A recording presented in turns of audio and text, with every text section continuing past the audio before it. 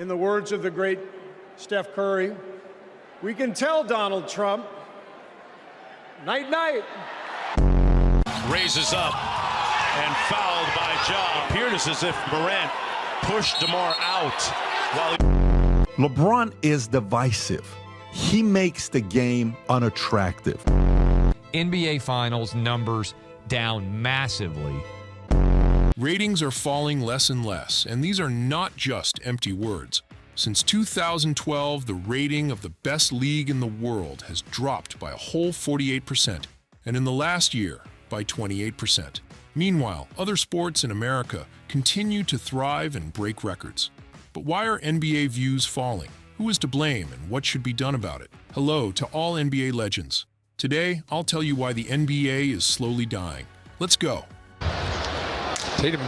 Sully Collins on number 0, Jason Tatum. You've probably seen a lot of games in the best league in the world, where basketball players, after cool highlights, just stare at their opponents, against whom they just made the highlight, and then, bam, technical foul. Or for example, a basketball player reacted very strongly to the fact that his team couldn't score, without touching anyone, just clapping his hands and hitting the floor. And again, bam, technical foul. It looks very strange, but that's exactly what's happening in the NBA right now. Just look at the recent ejection of Ja Morant against Sacramento.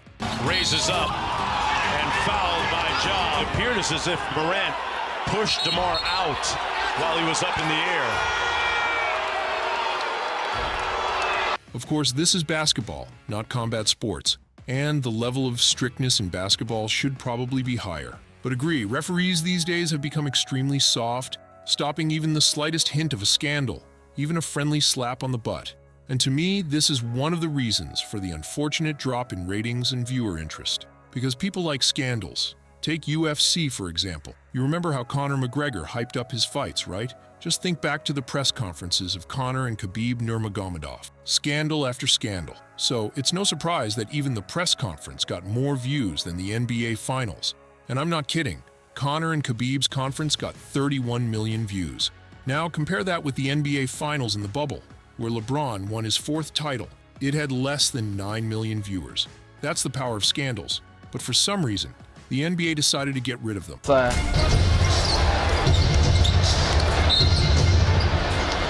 Tatum.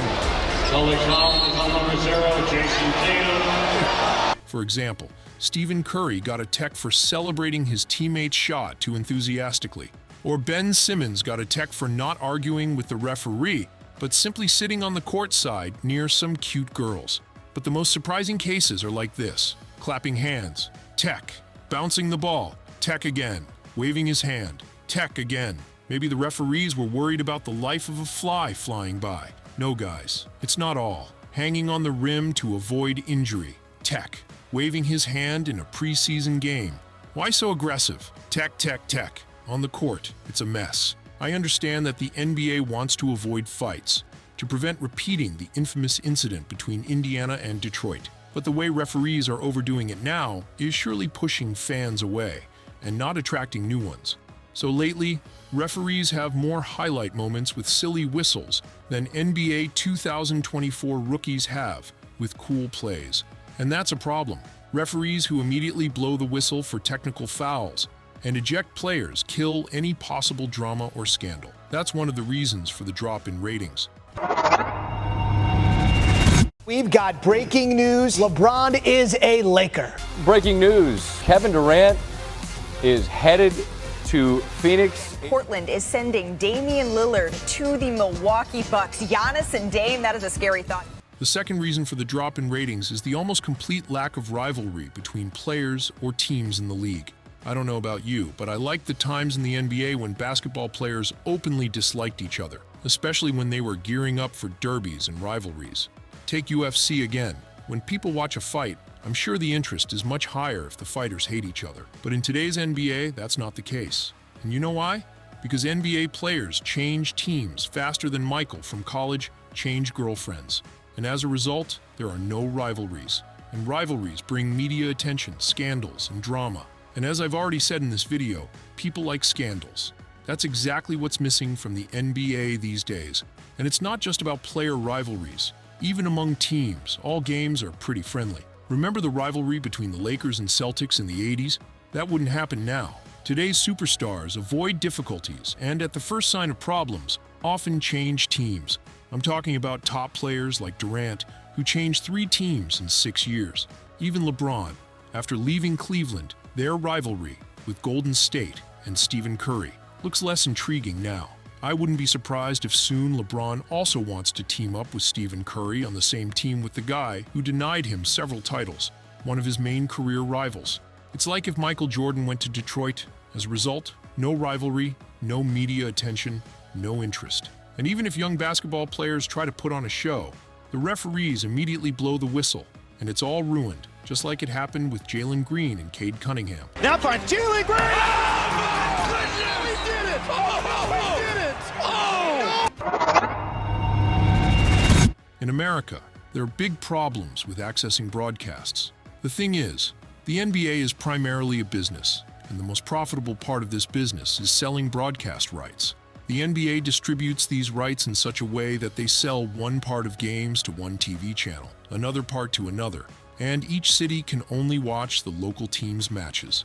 So, living in a certain area of Los Angeles, you can watch the Lakers games, but not the Clippers, and vice versa. In general, an average American has big difficulties when trying to watch any NBA game. So, about the broadcasts. With such difficulties in watching games, it's much easier for the average viewer to switch to something else. Series, Mr. Beast, or other sports. Our world is full of entertainment, and that's yet another reason why NBA ratings continue to drop. Paul George, Draymond Green, LeBron James, all of these basketball players love making their podcasts, especially Paul George. He does it better than anyone. To give you an idea, at one point, Paul George managed to release 16 episodes of his podcast while playing only 10 games. 16 podcasts and 10 games. The guy gets paid $49 million a year, not for podcasts, but for basketball. My point is that for NBA players, this is just a business and a way to make money. So they invest their time not in becoming better on the court, but in other things. Some make podcasts, some write rap, and some do absolutely nothing. And fans feel that. NBA, you lose, you still getting money. And I know for sure, like, after you lose, you're like, damn, I lost. You be hurt. Look at your bank account, $35 million. College, you really lose, you're done. That's it. Of course, this isn't about all players, and there are those who want to win, train, and so on. That's why we love them. But it feels like most of them don't care. And if they don't care, why should the fans? In the words of the great Steph Curry, we can tell Donald Trump, night, night. Another important reason for the drop in NBA ratings is the political factor. Yes, politics. I think you've noticed that NBA champions rarely visit the White House when the country is under Donald Trump.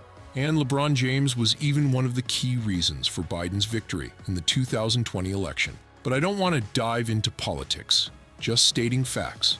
In America, there are 2 main parties, the Democrats and the Republicans.